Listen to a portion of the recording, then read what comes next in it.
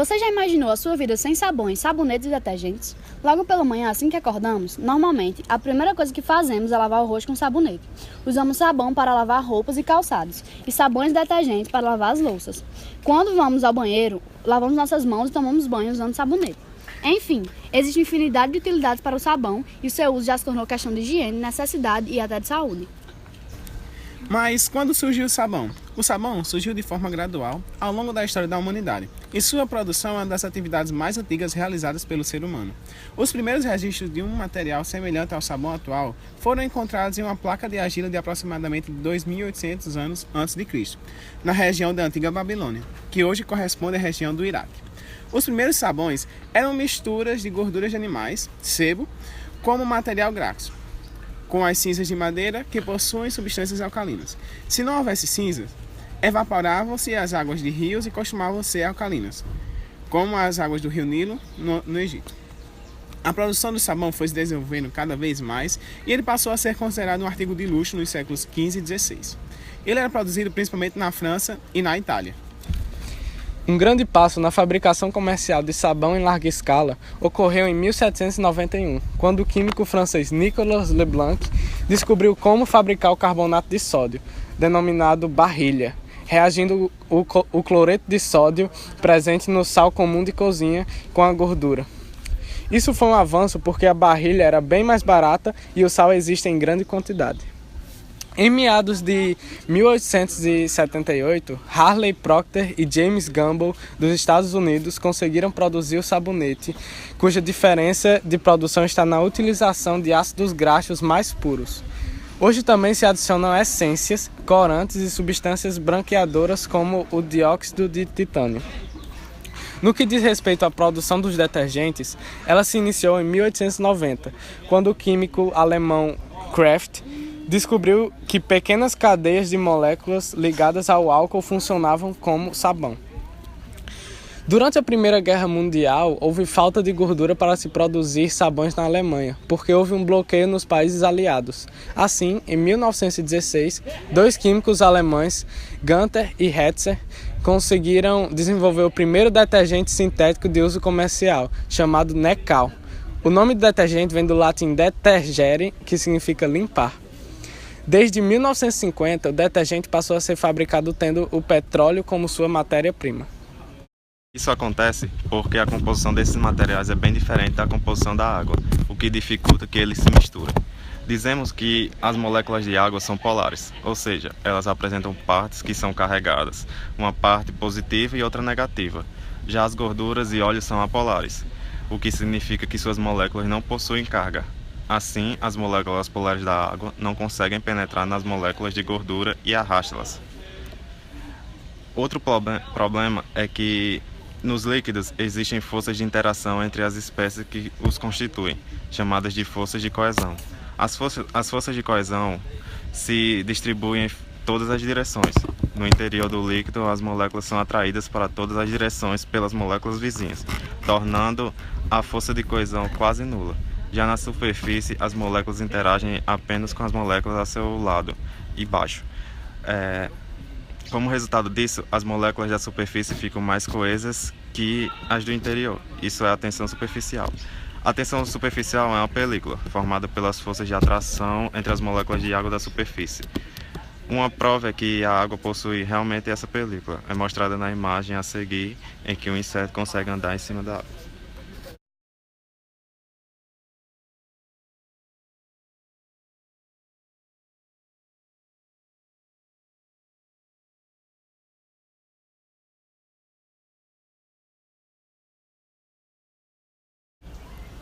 Assim, para conseguir limpar as gorduras e as sujeiras, precisamos usar o sabão. Mas como o sabão funciona? Como ele limpa? Basicamente, o sabão consegue quebrar essa película da água, permitindo que ela penetre nos materiais e remova a sujeira. É por isso que o sabão muitas vezes é chamado de agente tensoativo ou surfactante, pois ele diminui a tensão superficial da água. Os agentes tensoativos são formados por moléculas que possuem uma longa cadeia carbônica polar e um grupo funcional polar em sua extremidade, como, por exemplo, o sal estearato de sódio. Essas substâncias estão presentes em sabões e detergentes e se misturam com óleos e gorduras, removendo-os. Mas como ele consegue isso? Na estrutura do sabão, o sabão possui uma parte que é apolar, assim como a gordura e o óleo, e outra parte que é polar, assim como a água. Desse modo, a parte apolar, hidrofóbica, da molécula do sabão, interage com as moléculas apolares das gorduras e dos óleos. E a parte polar, hidrofílica, interage com as moléculas polares da água. Quando se adiciona detergente à água, suas moléculas se distribuem em pequenos glóbulos, chamados de micelas. Nas micelas de detergente, as extremidades polares ficam voltadas para o exterior do globo, mantendo contato com as moléculas de água, e as extremidades apolares ficam voltadas para o interior do globo. É essa estrutura de micelas que possibilita a remoção de gordura. No caso, as moléculas de gordura vão ficar aprisionadas nas extremidades hidrofóbicas dos tesoativos, ou seja, na região central de micelas. Removendo as micelas, a sujeira e a gordura vai junto. Falando agora sobre a propriedade do sabão de produzir bolhas. Outra propriedade do sabão é de produzir bolhas. Bolhas são constituídas por uma fina película de líquido que retém gases. E qual a primeira coisa que vem à cabeça quando pensa em bolhas? Tirando a parte de ser divertidas, é claro. Exatamente, a limpeza. Todos associam que quanto mais espuma, mais limpeza. Mas será que isso é verdade? As bolhas têm um papel minúsculo na remoção de sujeira. No entanto, no caso do sabão, as bolhas é um indicador de que ele está fazendo sua função de limpeza, pois, quando usado em água com teor de sais de cálcio e magnésio, conhecida como água dura, os íons presentes no sabão reagem com sais, formando substâncias insolúveis, que se precipitam e não removem a sujeira nem produzem espuma. Logo, a espuma é o sinal de que está limpando a sujeira. Alguns detergentes sintéticos têm a vantagem de não reagir com sais de cálcio e magnésio. Logo, seus agentes tensoativos atuam independente da natureza da água. Como alguns detergentes não formam espumas, as pessoas acham que não estão limpando, e para evitar isso, as indústrias adicionam aos detergentes substâncias espumantes. Embora os produtos que não produzem espumas sejam removidos mais facilmente na água. Assim, a capacidade de limpeza não depende da espuma, mas sim da propriedade de formar micelas estáveis que arrastem a sujeira junto com a água. Então, cuidado para não ser enganado pelas espumas, pois é isso que as indústrias estão fazendo, colocando muitas espumas, mas pouca limpeza. Vamos discutir sobre a constituição dos sabões e detergentes. Detergentes são substâncias constituídas por longas cadeias apolares com um grupo funcional polar em uma das extremidades. Se esse grupo apresenta carga positiva, o detergente é catiônico.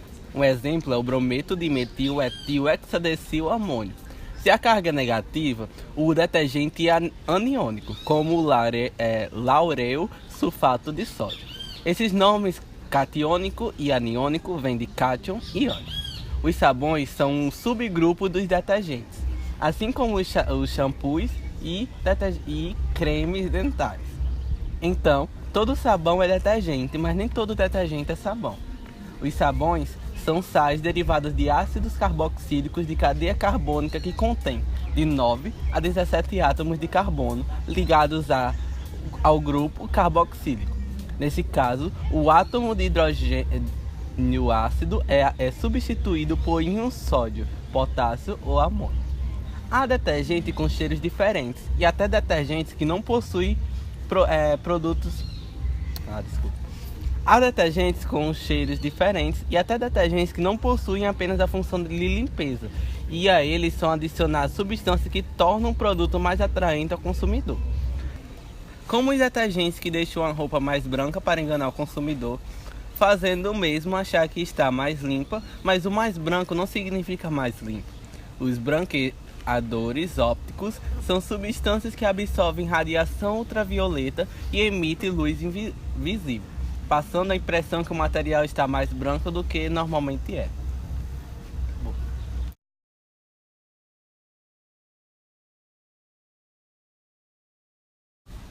Outro detergente é o shampoo.